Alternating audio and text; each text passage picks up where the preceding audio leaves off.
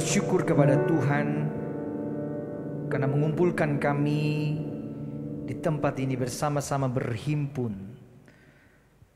Kami mau duduk diam mendengarkan suara dari Tuhan yang kudus itu. Di tengah berbagai kepenatan dan kelelahan kami di dalam menjalankan aktivitas kami diberi satu kesempatan untuk mendengarkan suara Tuhan yang ingin berbicara secara pribadi kepada kami. Biarlah Roh Kudus menyiapkan setiap jiwa yang hadir di tempat ini. Jiwa-jiwa yang ingin dihibur, ditegur, didorong, dikuatkan. Biarlah firman-Mu berbicara kepada setiap kami. Kau siapkan hati kami ya Tuhan. Kau urapi hamba-Mu yang penuh kekurangan keterbatasan ini di dalam berkata. Engkau pakai untuk menyampaikan isi hati-Mu dengan jelas kepada setiap umat-Mu. Ini doa kami. Dalam nama Tuhan Yesus kami berdoa dan bersyukur. Amin. Shalom Bapak Ibu Saudara. Kita bersyukur hari ini kita bersama bisa beribadah. Dan hari ini topik kita adalah transformasi rohani membangun keintiman dengan Allah. Saudara, ini adalah bagian lanjutan saudara ketika di awal tahun kita belajar bersama tentang transformasi rohani membangun kehidupan batiniah kita. Itu penting sekali. Dan hari ini saya ingin mengajak kita melihat lebih dalam lagi tentang membangun keintiman dengan Allah. Mari kita bersama membuka di dalam Alkitab kita saudara Markus 6 ayat 30 hingga ayatnya yang ke-32. Markus 6 ayat 30 hingga yang ke-32 nanti kita baca bersama. Lalu ayat ke-33 dan 34 saya akan membacakan buat kita. Ayat 30 hingga ayat 32 mari baca bersama-sama 1, 2, 3. Kemudian rasul-rasul itu kembali berkumpul dengan Yesus dan memberitahukan kepadanya semua yang mereka kerjakan dan ajarkan. Lalu ia berkata kepada mereka, marilah ke tempat yang sunyi supaya kita sendirian dan beristirahatlah seketika. Sebab memang begitu banyaknya orang yang datang dan yang pergi, sehingga makan pun mereka tidak sempat. Maka berangkatlah mereka untuk mengasingkan diri dengan perahu ke tempat yang sunyi. Saya baca ayat 3-34. Tetapi pada waktu mereka bertolak, banyak orang melihat mereka dan mengetahui tujuan mereka. Dengan mengambil jalan darat, segeralah datang orang dari semua kota ke tempat itu sehingga mendahului mereka. Ketika Yesus mendarat, ia melihat sejumlah besar orang banyak. Maka tergeraklah hatinya oleh belas kasihan kepada mereka, karena mereka seperti domba yang tidak mempunyai gembala. Lalu mulailah ia mengajarkan banyak hal kepada mereka. Saudara-saudara, saya mau mengajukan satu pertanyaan untuk setiap kita dan saudara nanti boleh menjawabnya. Jawabannya hanya ada dan tidak ada. Pertanyaan ini dari saya kepada saudara. Perhatikan baik-baik pertanyaannya saudara. Apakah ada orang yang saudara kenal, orang itu super sibuk? Pikirkan baik-baik, saya memberikan kriteria yang saya maksudkan. Orang itu saudara adalah orang yang jadwal mingguannya padat sekali. Untuk bertemu dengan orang ini susahnya minta ampun. Dia sering mengeluhkan pekerjaan yang sangat banyak. Dia suka ngeluh soal fisiknya, katanya dia lelah, dia capek. Bahkan dia sering berkata, andai saja waktu ini lebih dari 24 jam. Tambahlah bonus 5 jam, 6 jam, satu hari 30 jam, saya mungkin bisa istirahat. Orang itu saudara saking sibuknya ngobrol sama dia itu susah sekali cari waktunya. Kalau ketemu dengan orang ini dia akan selalu keluar dari kata-katanya, aduh sorry sibuk sekali saya. Cuman ada dan tidak ada. Ada, tidak ada. Ada dan tidak ada. Ada yang tidak ada. Baik saudara. Perhatikan pertanyaan ini tadi saya tujukan kepada saudara. Sekarang pertanyaan yang sama. Anggap pertanyaan ini adalah pertanyaan dari Tuhan kepada saudara. Ini pertanyaan Tuhan buat kita ya, buat saudara. Hei anak-anakku, apakah ada orang yang kamu kenal sibuk sekali, sibuknya minta ampun? Jadwal orang itu padat sekali. buat ngobrol sama dia susahnya minta ampun. Saya ingin sekali menyampaikan sesuatu kepadanya di dalam firman-Ku yang tertulis di dalam Alkitab, tapi jarang sekali orang itu membacanya. Dia lebih suka membaca hal-hal lain, dia lebih suka main Instagram, main TikTok, main Facebook, YouTube, nonton Netflix dan sebagainya. Setiap saya bertanya kepada orang itu, saya pengen ngobrol sama kamu kapan ada waktu, dia selalu bilang ke saya, aduh Tuhan, sorry saya sibuk. Kadangkala orang ini kalau ada rasa bersalah, dia datang berdoa kepada saya. Tetapi doanya itu suka terburu-buru, tergesa-gesa, pengen cepat-cepat amin. Karena setelah dia doa dia pengen ketemu orang lain. Ada banyak urusan yang dia mau kerjain. Urusan keluarga, urusan di rumah, di kerjaan, di kantornya, di sekolahnya. Banyak tugas yang harus dia kerjakan. Dia sibuk sekali. Ini pertanyaan Tuhan ini ditujukan kepada saudara. Apakah saudara mengenal orang seperti itu? Ada? Coba tunjuk saudara. Siapa orang itu? Kalau kita jujur kita bilang, Tuhan, aku Tuhan, aku orang yang sangat-sangat hidup dalam kesibukanku, bahkan ketika Tuhan meluangkan, memberi waktunya untuk mengajak saya bicara, pengen menyampaikan sesuatu kepada saya punya segudang alasan dan saya mengatakan, Tuhan sorry aku sibuk. Hal ini sangat terlihat jelas sudah dalam doa-doa kita. Kapan terakhir kali saudara menikmati yang namanya berdoa kepada Allah dengan sungguh-sungguh? Ketika tadi doa, pengakuan dosa, nanti ada doa syafaat dan sebagainya. Apa yang ada di pikiran saudara? Habis ini nanti ngapain ya? Kadang-kadang kita harus jujur mengatakan bahwa terlalu sibuknya kita, terlalu banyak fokus yang kita pikirkan hal-hal lain. Bahkan itu membangun relasi dengan Allah. Kadang itu menjadi susahnya minta ampun saudara. Kita mau jujur kepada Tuhan. Tuhan, kami ini orang-orang sibuk sekali. Dan dunia kita memang menuntut kita untuk sibuk. Sibuk dan sibuk. Kita gak bisa membendung kesibukan, gempuran-gempuran kesibukan yang ditawarkan oleh dunia ini. Bahkan kita diarahkan ke sana saudara. Makin sibuk makin baik. Makanya banyak orang kan pamer-pamer kesibukan. Saya sibuk, iya saya juga sibuk. Udah teh, iya saya juga sibuk. Jadi pamer-pamer, sombong-sombongan kesibukan saudara ya. Dan itu yang terjadi dalam dunia yang penuh kesibukan ini. Saudara-saudara, waktu kita bicara keintiman, maka tantangan membangun keintiman itu kesibukan. Hal yang sederhana yang mungkin dekat dengan kita ketika bicara keintiman adalah hubungan suami dan istri. Kedekatan. Tantangan untuk membangun keintiman, kedekatan yang erat, yang akrab, yang begitu dekat antara suami dan istri, kesibukan. Ketika masing-masing sibuk dengan urusannya, saudara, susah mustahil untuk ada keintiman itu. Jadi kita agak susah ya saudara kalau kita pengen bangun keintiman tapi kesibukan kita betul-betul ada di taraf udah melebihi batas kesibukan kita.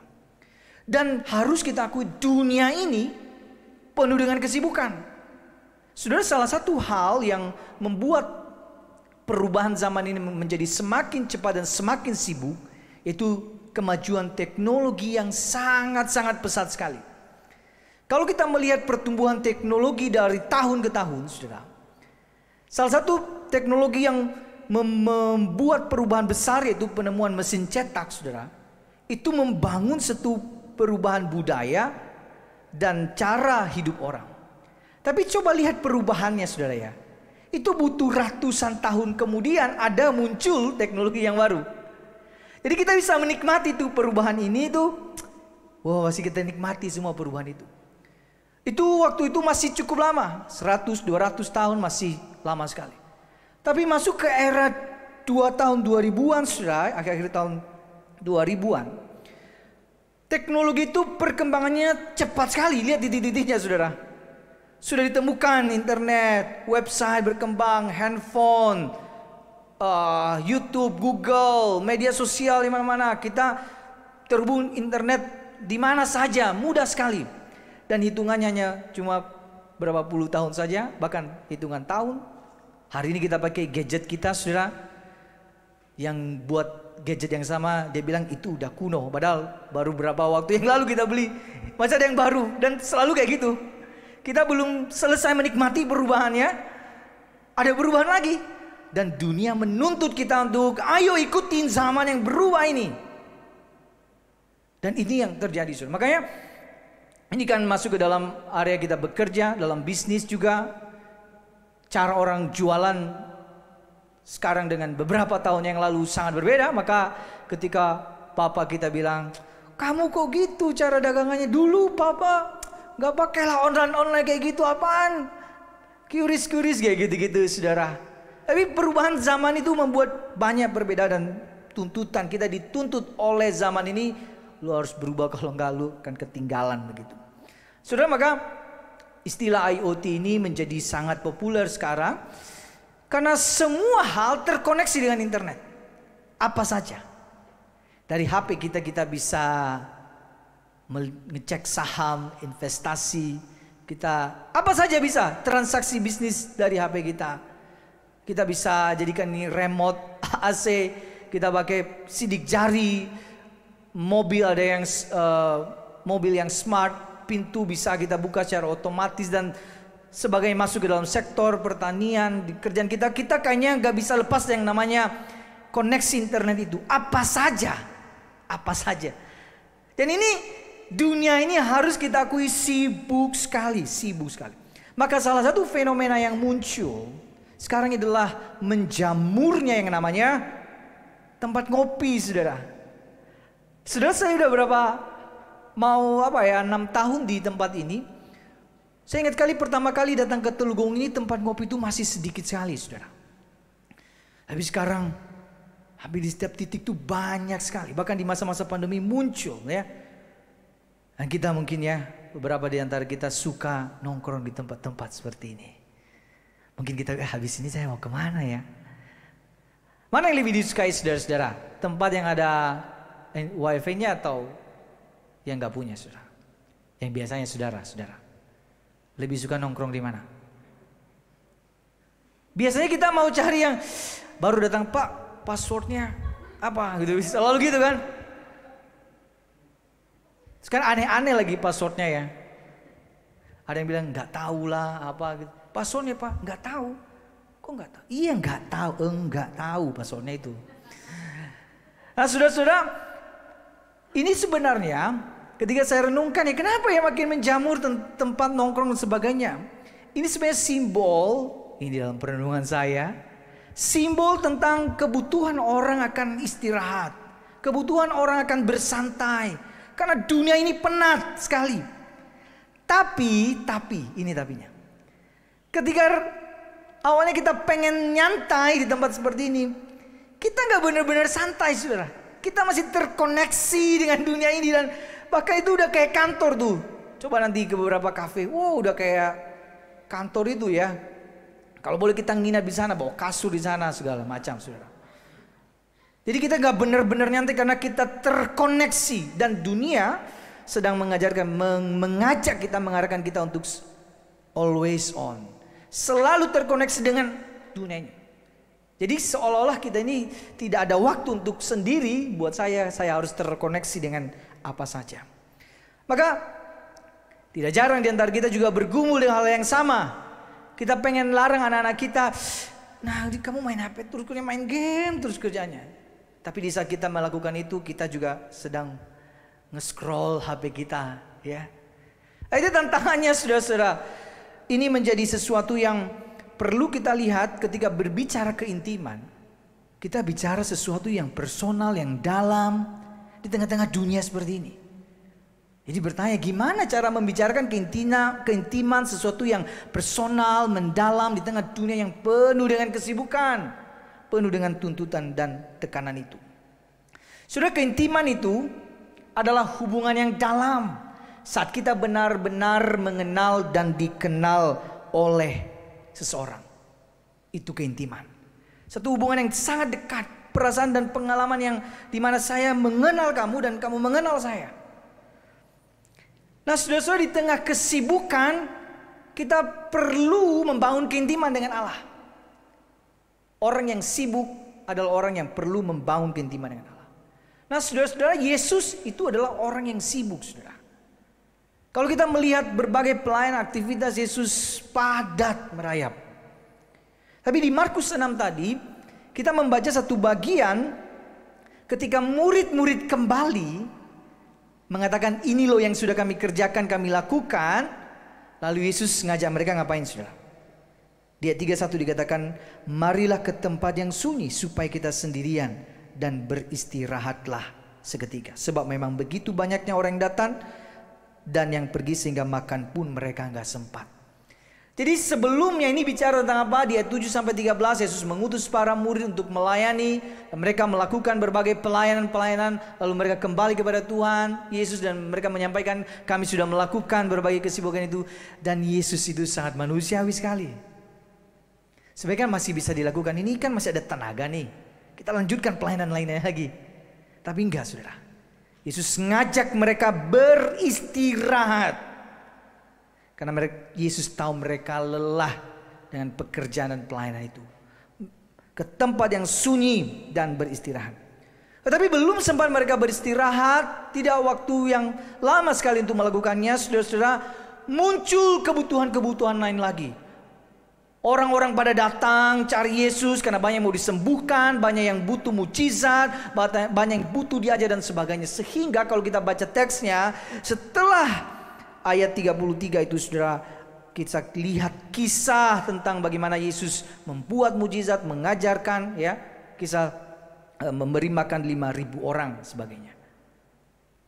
Berlanjut seperti itu. Tapi saudara-saudara, kita melihat bahwa Yesus secara sengaja di tengah berbagai kesibukan itu, ia secara sengaja keluar dari rutinitas yang sangat padat itu. Kalau kita membandingkan di dalam Injil yang lain, saudara, misalnya di Matius dikatakan seperti ini. Setelah Yesus mendengar berita dari murid-muridnya, menyingkirlah ia dari situ. Lalu Lukas 9 dikatakan ketika murid-murid datang, lalu Yesus membawa mereka dan menyingkir ke sebuah kota. Saya suka sekali istilah menyingkir ini. Seolah kita lagi ngantri begitu. Ini jadwal yang padat sekali, tapi secara sengaja menyingkir, belok ke tempat yang lain. Dan Yesus melakukan itu secara sengaja, menyingkir dari kepadatan rutinitas aktivitas yang sibuknya minta ampun itu. Untuk apa? Untuk beristirahat. Sudah, kalau kita lihat, tarik lebih jauh apa yang terjadi di Markus 6 ini, saudara, maka seperti ini jadinya. Yesus mengutus para murid. Mereka beritahukan ke Yesus. Lalu Yesus ajak mereka beristirahat. Tapi masyarakat datang lagi. Sibuk lagi Yesus mengerjakan sesuatu. Tapi di ayat ke-46 ritme kehidupan Yesus muncul lagi. Yesus berdoa. Coba lihat ayat 46, saudara. Ya, ayat 46. Kita baca sama-sama ya. Markus 6 ayat 46. Baca sama-sama 1, 2, 3. Setelah ia berpisah dari mereka, ia pergi ke bukit untuk berdoa. Setelah kesibukan yang banyak itu, ia pergi ke bukit untuk berdoa. Kalau kita lihat ayatnya saja, ayat yang bicara tentang kesibukan aktivitas itu ada banyak sekali ayatnya. Tapi tentang istirahat 1 ayat, 2 ayat. Tapi itu penting dalam ritme hidup Yesus, dalam pelayanan Yesus. Itu amat penting. Dan setelah itu ngapain lagi? Setelah melakukan itu, tuntutan, kebutuhan orang, kesibukan muncul lagi. Selalu seperti itu. Tapi Yesus selalu secara sengaja mendistraksi dirinya untuk membangun keintiman dengan Allah. Berdoa kepada Allah, beristirahat. Saudara-saudara, di tengah kesibukan pelayanannya, Yesus tidak lupa dengan prioritas memberi waktu untuk membangun keintiman dengan Bapaknya. Saudara, istirahat itu sesuatu yang amat penting dalam kehidupan kita, saudara. Kalau kita ke rumah sakit misalnya gini, ya, saya sakit, selalu saran dokter bilang begini, ya beberapa kali, kayaknya Bapak kurang tidur deh, katanya gitu ya. Sering gak gitu, saudara? Jadi sebenarnya tidur itu obat ternyata. Tapi kadang di tengah dunia yang penuh dengan kesibukan ini, kita kayaknya gak mau tidur. Rasanya tidur pun kita masih mikirin kerjaan kita gitu. Bisa mau ngapain nih? Kita gak benar-benar percaya bahwa Tuhan, aku mau tidur, aku beriman bahwa besok aku bangun, aku mau lakukan lagi pekerjaanku yang lain. Kita nggak benar-benar bisa istirahat dan menyerahkan diri kita sama Tuhan. Dan itu yang terjadi, saudara-saudara. Tetapi pola pelayanan Yesus selalu mendistraksi dirinya, menyingkir secara khusus, sengaja melakukannya, membangun keintiman dengan Bapaknya. Ada dua hal penting tentang membangun keintiman dengan Allah, saudara. Yang pertama, keintiman dengan Allah sebagai prioritas, bukan pilihan. Kita perlu melihatnya sebagai yang penting, yang paling penting di antara hal-hal penting. Dunia ini banyak sekali yang penting. Keluargamu penting gak? Istrimu penting gak? Bapak-bapak, istrimu penting? Kalau gak penting awas. Pulang dari sini bisa gak disuruh masuk kamu ya. Penting, kerjaan penting, pasangan saya penting, anak-anak saya penting, semua penting, saudara. Tapi membangun keintiman itu harus melihatnya keintiman dengan Allah, hubungan dengan Allah, waktu bersama dengan Allah adalah hal paling penting dalam hidupku. Aku tidak bisa hidup tanpa Tuhan. Dia adalah segala-galanya buatku. Bisa gak kita bisa sampai ke titik seperti itu? Kalau kita tidak melihat keintiman dengan Allah sebagai prioritas, maka yang lain-lain itu agak susah bicarainnya, saudara. Kita mesti melihat bahwa hubungan dengan Tuhan adalah sesuatu yang amat penting. Baca firman, berdoa, bersekutu, melayani, membangun kehidupan kerohanian saya, itu adalah sesuatu yang penting dalam diri saya. Kita mesti sepakat bahwa kita mesti melihatnya sebagai sesuatu yang prioritas. Kalau tadi kita lihat ritme kehidupan Yesus tadi, saudara. Yesus pelayanan, kemudian Yesus istirahat. Yesus pelayanan, Yesus istirahat, dia berdoa. Yesus pelayanan, dan selalu modelnya seperti itu. Tahu gak kenapa dia melakukannya? Karena Yesus tahu tujuannya datang ke dalam dunia itu untuk misi Allah. Salib Kristus, dia punya misi yang besar. Kenapa dia datang ke dalam dunia? Misi dari Bapa, misi dari Allah. Sehingga dia perlu selalu ngobrol dengan Bapaknya. Perlu bicara, perlu berelasi dengan intim dengan Bapa yang mengutus itu. Supaya arahnya itu selalu menuju ke sana. Karena di mana di dunia Yesus berada, dia selalu digoda untuk gak nyampe sana, saudara. Akan iblis juga menggoda dia dengan berbagai tawaran supaya gak nyampe ke sana. Tetapi Yesus tidak tergoda dengan hal itu. Salah satu kekuatannya adalah karena dia terus membangun keintiman dengan Bapa, supaya misi Allah itu tergenapi. Sudah bayangkan jika hari ini Yesus ada di tengah dunia yang sibuk ini. Mungkin Yesus akan diundang di berbagai podcast-podcast, saudara. Kita akan melihat Yesus diundang di berbagai acara-acara TV. Tiba-tiba pas lihat live Instagram, Yesus yang diwawancarai. Ada banyak orang yang akan mengundang Yesus seminar. Akan ada banyak orang yang datang kepada Yesus, minta disembuhkan, minta berbagai mujizat dan sebagainya. Yesus bisa tenggelam dalam segala prioritas, dalam segala kesibukan-kesibukan itu, kalau dia melupakan prioritasnya adalah untuk menggenapi misi Allah. Tapi sekali lagi, Yesus tahu tujuan utamanya datang ke dalam dunia itu misi Allah. Ada hal yang harus dia kerjakan. Sehingga begini, saudara. Meskipun semua hal baik bisa Yesus lakukan, tetapi dia memilih untuk tidak selalu mau melakukannya. Banyak hal baik yang bisa dilakukan, tapi tidak semua harus dia lakukan. Karena bukan untuk itu dia datang.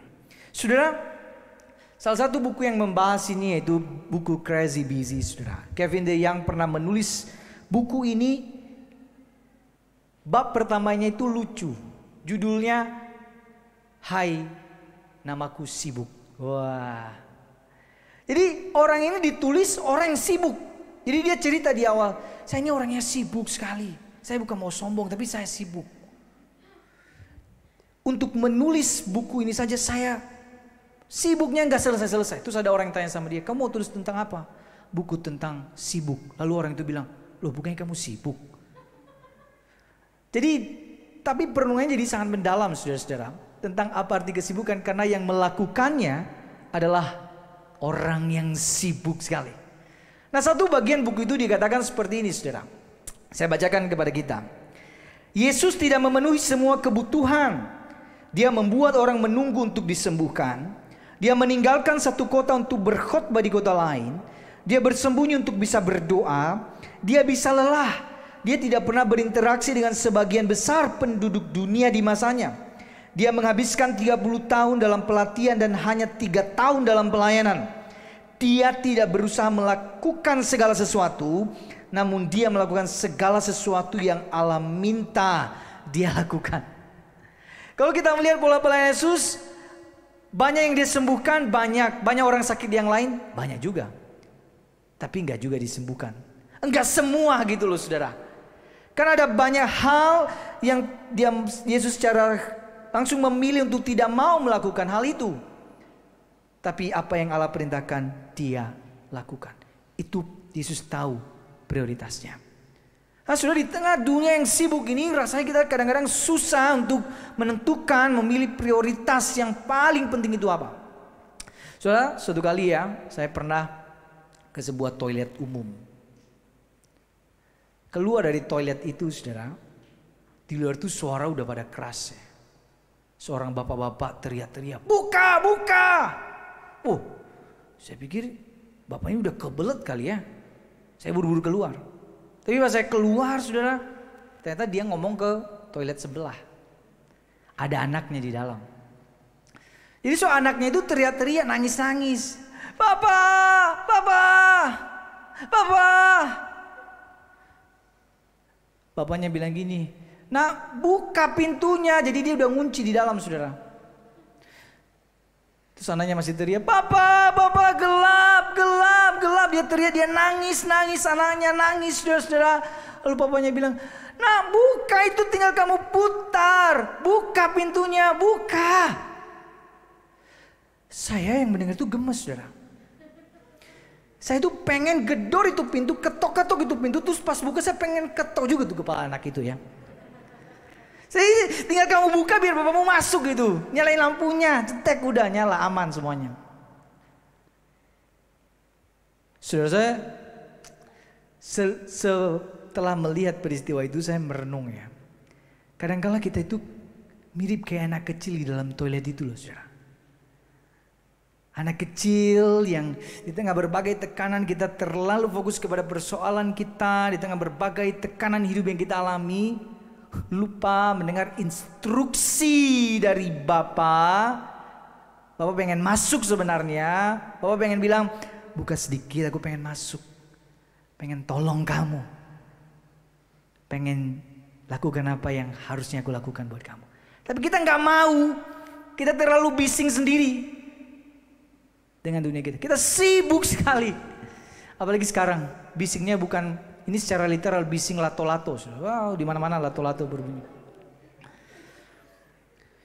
Saudara-saudara, di tengah kebisingan itu sudah harusnya kita tahu prioritas kita, dengar suara Tuhan. Tuhan mau apa dalam hidup kita? Dan kita tidak bisa mendengar suara Tuhan kalau kita tidak diam. Menyingkir sejenak, dengar Tuhan mau apa. Saudara-saudara, poin yang kedua, keintiman dengan Allah dibangun bukan ditemukan. Yang pertama tadi keintiman dengan Tuhan, prioritas bukan pilihan. Yang kedua keintiman dengan Allah dibangun bukan ditemukan. Jadi jangan berpikir, wah tiba-tiba dalam perjalanan spiritual saya, tiba-tiba wah saya gak ngapa-ngapain gitu, tiba-tiba jadi makin rohani. Gak bisa, saudara. Itu sesuatu yang dibangun. Kita perlu dengan sengaja meninggalkan hal-hal yang penting untuk mencari sesuatu yang paling penting. Penting, dan ini yang susah karena kita semua anggapnya kan penting nih. Tapi mau gak kita meninggalkan hal-hal yang penting itu untuk sesuatu yang lebih penting, yaitu membangun keintiman dengan Allah. Mari kita lihat bagian ini, saudara. Setelah Yesus pelayanan, ada satu waktu dia istirahat, pelayanan, lalu dia berdoa dan sebagainya. Sekarang saya tanya, kan ada jeda ya yang cukup panjang di situ. Itu Yesus bisa ngapain? Apa yang ditinggalkan oleh Yesus kira-kira? Apa? kerja. Apa lagi saudara?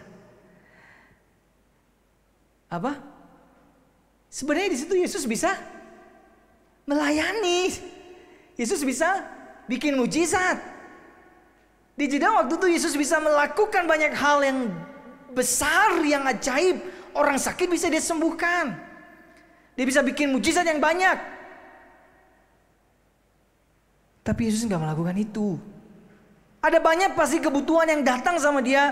Ayo Yesus sembuhkan aku pengen ditolong. Aku butuh bantuanmu. Tapi Yesus nggak mau melakukan itu. Jadi satu jeda dia nggak mau melakukannya dan dia memilih untuk membangun keintiman dengan Allah. Jadi secara sengaja meninggalkan hal-hal itu untuk mencari hal yang lebih penting. Saudara-saudara, coba tanya dalam diri kita apa yang perlu di-cut dalam jadwal-jadwal harian kita sehingga kita perlu punya waktu bersama dengan Tuhan. Atau kayaknya kalau kita kayaknya nggak ada bisa di-cut deh, rasanya saya malah butuh tambahan waktu ini loh saya. Saudara-saudara, sulit tapi ini sangat perlu saudara-saudara. Kesulitan kita sebenarnya untuk menentukan apa yang tidak perlu kita lakukan. Karena kita menganggap semua harus kita lakukan, semua penting. Dan kita kadang susah untuk mengatakan tidak untuk beberapa hal yang tidak penting. Saudara, banyak konflik rumah tangga, perceraian, salah satu yang menjadi pemicunya adalah kurangnya keintiman. Apalagi kalau pernikahan itu sudah dibangun lebih dari 10 tahun.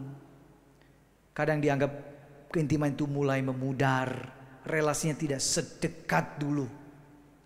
Nah saudara-saudara, itu sesuatu yang penting, tetapi ketika itu hilang dalam sebuah relasi, karena itu berdampak pada komunikasi kita, banyak pada hal yang harus kita kerjakan sama-sama. Keintiman bukan hanya secara fisik, tetapi secara psikologis, secara emosional. Itu sesuatu yang sangat penting dalam hubungan suami istri, saudara-saudara. Tetapi sudah ditarik, telah direbut oleh berbagai kesibukan kita. Maka salah satu hal yang perlu kita lakukan untuk membangun keintiman itu adalah kita mesti cut. Ada yang mesti kita cut, ada yang mesti kita buang dari jadwal kita untuk bangun keintiman. Kalau enggak sama aja. Misalnya gini, kita mau bangun keintiman ya, kita pengen jadi lebih rohani lagi, kita pengen lebih dekat lagi. Tapi jadwalnya masih belum berubah sama sekali. Sibuknya masih gak ada perubahan apa-apa. Nah itu susah saudara. Kita perlu cut apa yang perlu kita cut. Kalau misalnya dalam jadwal saya ada waktu 1 jam main handphone, nge-scroll HP gak jelas begitu. Saya cut itu, saya ambil waktu itu untuk ngobrol dengan istri, anak saya. Waktu saya nonton atau main game, saya cut itu, saya mau ambil waktu itu untuk banyak bicara dengan suami atau istri saya. Kalau nggak ada yang di-cut saudara, keintiman itu nggak akan bisa dibangun. Jadi hanya mimpi saja, kita pengen intim, tapi kita nggak mau meng-cutnya. Saudara, salah satu tipuan terbesar di zaman digital ini adalah kita tuh seolah dibawa kepada satu pemahaman kamu itu harus maha tahu. Jadi kita tuh perlu tahu semua masalah orang begitu. Kita perlu hadir, jadi hadir di mana saja. Kita perlu kita adalah orang yang maha kuasa, kita bisa melakukan apa saja. Tapi sebenarnya itu tipuan, saudara. Karena nyatanya kita ini tidak maha hadir, tidak maha kuasa, dan tidak bisa melakukan apa saja gitu. Kita punya keterbatasan, kita punya kekurangan, kita tidak bisa memenuhi semua kebutuhan orang, kita punya batasan-batasan dan kita harus akui itu. Dan kita bisa mengatakan aku tidak bisa melakukan ini dan itu. Saudara-saudara, teknologi kemajuan yang semakin cepat ini membuat kerja dan istirahat juga menjadi nyampur, saudara-saudara. Kerja dan istirahat menjadi nyampur. Makanya kalau orang bilang ya, habis kerja kan istirahat, ada jam istirahat. Tapi istirahat ngapain biasanya? Main HP gitu saudara ya. Nonton YouTube lah. Sebenarnya gak benar-benar istirahat kan. Kita gak benar-benar istirahat sebenarnya. Itu udah nyampur, kita susah untuk mengatakan ini yang istirahat yang sebenarnya. Saudara-saudara, satu orang pelari namanya Bernard Lagat, saudara. Dia 4 kali menjadi peraih medali emas. Dia dari Kenya, sekarang menjadi warga Amerika. Dia banyak meraih kemenangan dalam lomba lari. Tapi dalam satu jurnal dikatakan salah satu rahasia keberhasilan Bernard Lagat dalam lomba lari adalah tidak berlari. Dan dia menang. 4 kali emas dia dapat. Rahasianya dia tidak berlari. Wow. Ditanya, ngapain kamu gak lari? Dia bilang, setelah beberapa bulan saya kompetisi dan sebagainya, saya memilih istirahat dan saya tidak berlari. Saya waktunya menikmati hidup saya. Jadi secara sengaja mendistraksi diri, kemudian tujuannya membangun kekuatan yang sebenarnya. Nah, saya rasa ini juga penting, saudara, dalam kehidupan perjalanan beriman kita, menyingkir sejenak untuk membangun keintiman dengan Allah, menikmati Allah, menikmati hadirat Allah. Itu adalah kekuatan yang besar untuk kita menjalani kehidupan yang tidak mudah dan penuh dengan tekanan ini. Saudara-saudara, keintiman dengan Allah. Kita baca sama-sama. 1, 2, 3. Keintiman dengan Allah harus jadi prioritas dan bukan pilihan. Dibangun dan bukan ditemukan. Membangun keintiman dengan Allah di dalam firman dan doa merupakan kekuatan bagi kita orang percaya. Tanpa keintiman dengan Allah, kita mudah sekali lelah dan kehilangan arah. Saudara-saudara, keintiman dengan Allah itu harus jadi prioritas dalam kehidupan kita. Tetapi gimana membangunnya? Tidak ditemukan dengan cara yang tidak sengaja, itu harus disengaja. Kita sering dengar lagu ini, saudara ya. Aku mengasihi Engkau Yesus dengan segenap hatiku. Aku mengasihi Engkau Yesus dengan segenap jiwaku.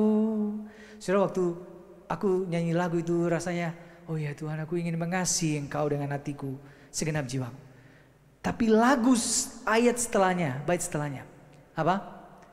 Ku renungkan firman-Mu, kapan? Siang dan malam, apa? Ku pegang perintah-Mu dan ku lakukan itu, beratnya minta ampun. Jujur sama Tuhan, emang kita renungkan firman Tuhan siang dan malam? Dan kita sungguh-sungguh mencintai firman Tuhan dalam hidup kita? Kita lakukan dengan kesungguhan hati? Sekali lagi jujur sama Tuhan, Tuhan aku sibuk, gak punya waktu untuk itu. Kurang waktu saya. Sehingga kadang-kadang saudara, lagu itu hanya enak di telinga, menyentuh hati kita. Tapi waktu dituntut untuk sesuatu, mau bangun keintiman harus ada bayar harga. Kita kadang memilih undur dari hal itu. Saudara-saudara, kesibukan dan tuntutan dunia kepada kita tidak pernah ada habisnya. Setelah saudara keluar dari gedung gereja ini, khotbah ini tidak membuat kesibukan tuntutan bos saudara kepada saudara akan, oh ya tadi Losinus di gereja mereka sudah bicara tentang kesibukan, maka karyawan-karyawan ini akan libur selama sebulan ke depan. Gak ada. Bahkan mungkin saudara akan lebih sibuk lagi nanti. Saudara pasti akan lebih sibuk lagi. Tuntutan dari dunia tidak akan ada habisnya menuntut saudara di dunia kerja saudara. Di tempat kerja saudara-saudara dituntut untuk tampil performanya maksimal semaksimal mungkin. Tapi kadang mungkin saudara kecewa dengan hasil yang saudara harapkan. Belum lagi di keluarga saudara akan dituntut untuk lu kerja sibuk, lu jadi ayah yang baik dong, suami yang bertanggung jawab, jadi anak yang hormat dan sebagainya. Tuntutan itu muncul lagi dalam keluargamu saudara. Belum lagi dunia sekarang ini. Kita dituntut untuk sempurna, tampil hebat, tampil sebagai orang yang tidak punya kelemahan. Sehingga kita berupaya, berlomba-lomba untuk menjadi seorang yang hebat, yang saya nggak punya kelemahan, kekurangan dan sebagainya. Dunia menuntut kita dan gempuran tuntutan kesibukan itu nggak akan pernah ada habisnya. Tapi kalau kita tahu keintiman dengan Allah itu prioritas, kita secara sengaja menyingkir sejenak bangun keintiman dengan Allah. Itu penting, itu menjadi kekuatan kita, saudara. Baca firman setiap hari, doa kepada Tuhan. Itu bukan sesuatu yang sia-sia. Itu kekuatan kita dari sana. Saudara-saudara, kalau boleh jujur, saudara ada lelah dalam kehidupan saudara. Saya juga sebagai hamba Tuhan, ada waktunya juga saya lelah dan penat dengan apa yang saya kerjakan. Ketika saya melihat jadwal kadang-kadang penuh ya, hari ini, seminggu ini penuh sekali. Lelah. Dan ada satu waktu, saudara, ketika saya mau pelayanan, sibuk kerjain khotbah. Di saat yang sama istri saya juga sibuk persiapan pelayanan. Jadi kita dua-duanya sibuk. Tapi di saat kita semua sibuk kerjain sesuatu, tangisan dari kotak bayi itu keras.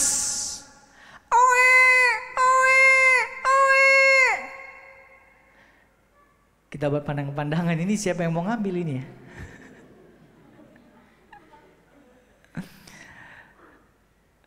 Ritme, jujur saudara, ritme kehidupan saya setelah menikah cukup berbeda. Secara khusus ketika punya anak, ritmenya jadi sangat berbeda sekali. Kadang bangun tengah malam, enggak, karena Dianli bangun dan kita mesti tungguin kan. Takut dia jatuh begitu, saudara. Sehingga bangun-bangun kayaknya lelah sekali ya. Padahal gak ngapa-ngapain. Dan satu waktu saya ngomong kalau saya lo, jujur saya lelah. Di saat yang sama dia bilang juga hal yang sama. Saya juga lelah. Tapi momen ketika kita jujur terbuka dengan kelelahan kita itu, saudara, adalah titik di mana kami datang dan berdoa dengan sungguh-sungguh sama Tuhan. Yang kami lakukan ini untuk pekerjaan Tuhan. Tapi hari ini kami lelah, Tuhan. Ini mau seperti apa? Mau ngapain? Harus gimana? Kita datang sama Tuhan. Kita benar-benar berdoa dan bergumul sama Tuhan. Tuhan mau apa? Kalau Anda lelah hari ini, itu alarm. Saudara perlu menyingkir sejenak. Bangun keintiman dengan Allah. Supaya saudara diarahkan lagi. Mau kemana hidup saudara? Apa yang saudara harus lakukan? Apa yang saudara harus kerjakan dalam hidupmu? Dengarkan suaranya. Dengarkan kata-kata Allah untuk buka sedikit pintunya. Dia pengen masuk, arahkan kamu. Dan percayalah saudara, ketika kita menyingkir sejenak, beristirahat sejenak, kita malah akan menjadi kuat. Kita tahu kita harus melakukan apa. Saat ini, apakah saya lelah? Ada, tapi ada kekuatan yang besar yang daripada Allah, yang saya hanya bisa temukan ketika saya merenungkan firman Allah, berdoa kepada Allah. Tanpa itu rasanya hari-hari begitu penat dan begitu menyibukkan. Panggilan buat saudara yang lelah hari ini, Yesus bilang, marilah ke tempat yang sunyi, supaya kita sendirian dan beristirahatlah seketika. Mari kita tundukkan kepala, saudara, kita datang kepada Tuhan. Mari kita renungkan sejenak. Tanya kepada Tuhan apa yang Tuhan ingin sampaikan kepada saudara. Dan apa yang saudara ingin lakukan, komitmennya di hadapan Tuhan. Silakan berdoa secara pribadi di hadapan Tuhan.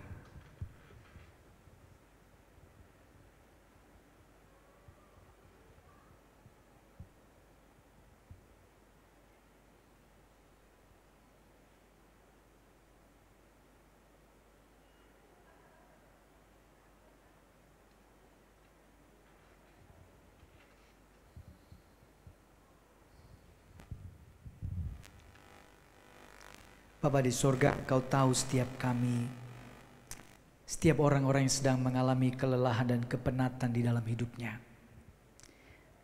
Di tengah berbagai gempuran kesibukan yang ditawarkan oleh dunia ini, kami seringkali kehilangan arah. Kami seringkali ingin menyerah untuk mengikut-Mu. Tapi hari ini kami bersyukur firman-Mu mengingatkan kami.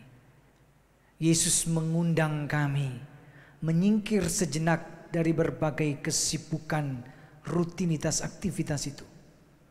Membangun ritme kehidupan, membangun keintiman dengan Bapa. Tolong kami ya Tuhan, supaya kami melihat keintiman dengan Allah itu sebagai prioritas.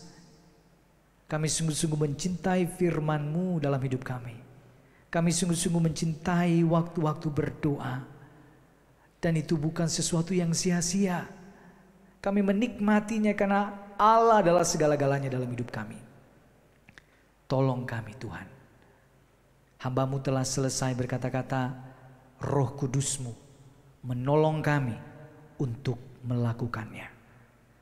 Di dalam nama Tuhan Yesus Kristus kami berdoa. Amin.